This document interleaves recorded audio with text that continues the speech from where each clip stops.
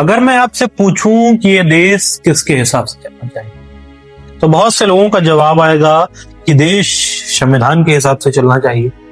ये किताब मेरे हाथ में भारत का संपूर्ण संविधान लिखा हुआ है। Doctor B R. अम्बेडकर द्वारा लिखी ये किताब, जिससे आज के समय में देश चल रहा है। लेकिन अगर मैं कुछ लोगों से पूछूं जो पितृसत्तात्मक सोच से जुड़े हुए हैं, तो कहेंगे कि किताब मनुस्मृति के हिसाब से चलना चाहिए।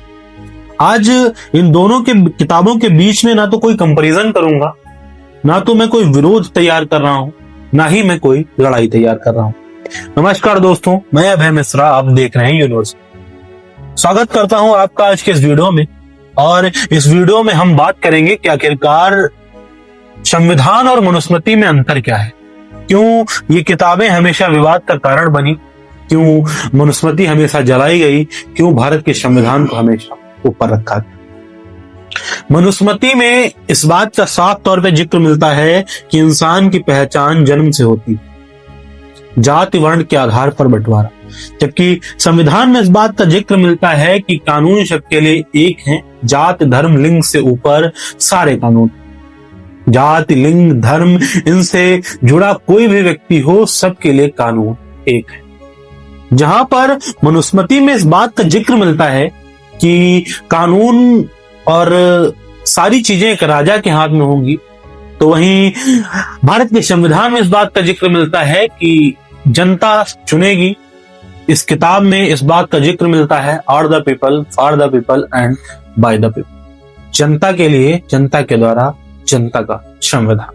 ये संविधान वो संविधान है जिसमें जनता अपने प्रतिनिधि को खुद चुनती है और 5 साल बाद उसे कुर्सी से उठाकर फेंक सकती है। जबकि मनुस्मृति में साफ तौर पर राजा को विशेषाधिकार प्रदत्त होते हैं। जो राजा बन गया वो अपनी न्यायप्रियता के साथ साथ सालों साल राज कर सकता है, उसे कोई हटाने वाला नहीं। जहां पर मनुस्मृति में जाति लिंग के आधार पर भेदभाव किए जाते हैं, तो वहीं संविधान में आर्टिकल 15-16 में सबको समानता का अधिकार दिया जाता है। सब समान है, कानूनी सुरक्षा सब। मनुस्मृति में कुछ श्लोकों में सुरक्षा, कुछ में स्वतंत्रता सीमित, तो एक जैसी सोच नहीं। ऐसे बहुत सी चीजें हैं जो मनुस्मृति में मिलती। मनुस्मृति में एक चीज और बुरी है जो मुझे व्यक्तिगत तौर पर बुरी लगी।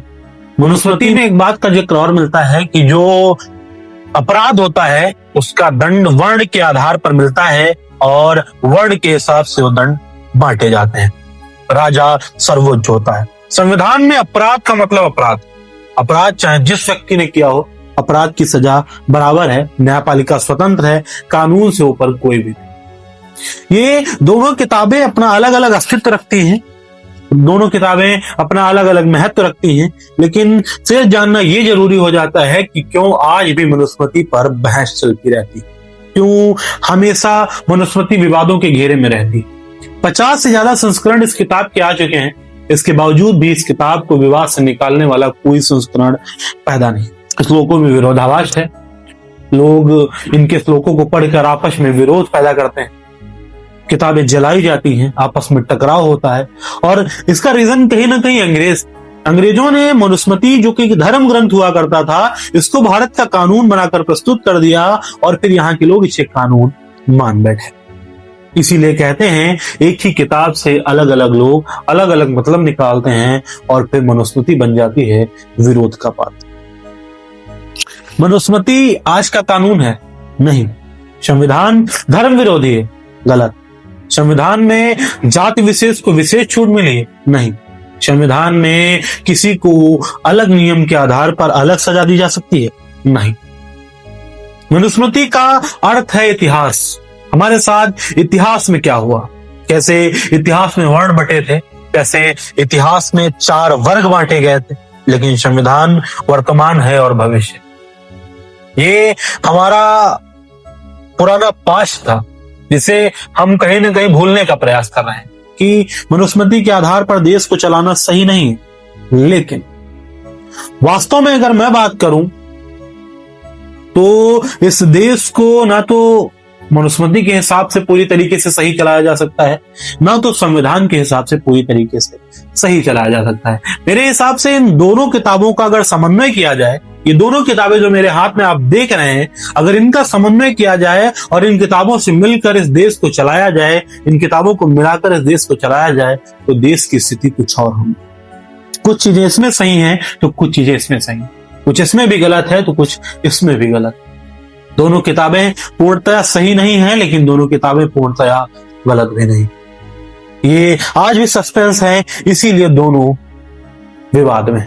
अब बात करें कि भारत को चलाने के लिए संविधान चाहिए, लेकिन भारत को समझने के लिए हमें इतिहास भी चाहिए। हम इतिहास को भुला नहीं सकते, इतिहास के पन्नों को धुंधला नहीं कर सकते। अगर वर्तमान समय में साल 1950 में लिखी गई इस किताब को हम संविधान मानकर भारत देश को चला सकते हैं, तो आखिरकार 200 BC से 200 CE के आसपास लिखी गई ये किताब हम क्यों अपने देश में नहीं रख सकते? अगर इस देश की हर जगह पर संविधान की कसम खाई जाती है, तो क्यों हम मनुस्मृति को हर जगह पर नहीं ला सकते? क्यों हम मनुस्मृति को जलाते हैं? क्यों हम भारत के संविधान को मनुस्मृति से ऊपर रखते हैं? क्यों हम मनुस्मृति को भारत के संविधान से ऊपर रखते हैं? दोनों का अलग अलग सिस्टम है, दोनों का अलग अलग रूप है। इन दोनों किताबों को समझो, पढ़ो, फिर विरोध करो। विरोध करना बेहद आसान है, लेकिन जिस दिन इन दोनों किताबों को बैठ के पढ़ोगे, उस दिन समझ जाओगे कि इन दोनों किताबों के समन्वय के बिना देश नहीं। हेलो, मनुस्मृति कानून है, लेकिन धर्म के हिसाब से, और संविधान वर्तमान कानून है न्यायपालिका के हिसाब, और यही इस देश को चलाएगा। लेकिन ये हमें हमारे इतिहास को बताएगा, इसलिए इसको भूल जाना सही। आप कमेंट में बताइएगा कि आपके हिसाब से देश किस पे चला। क्या ब्राह्मणवादियों का विरोध करते हुए मनुस्मृति को जला देना चाहिए, या फिर उस संविधान को जिसे कुछ लोग अपने लिए बुरा मानते हैं तो कुछ लोग इसे अपने लिए अच्छा मानते हैं? फिलहाल मैं अपनी बात यहीं खत्म करता हूं और उम्मीद करता हूं कि आप कमेंट में जरूर बताएंगे कि आखिरकार सही कौन है, गलत।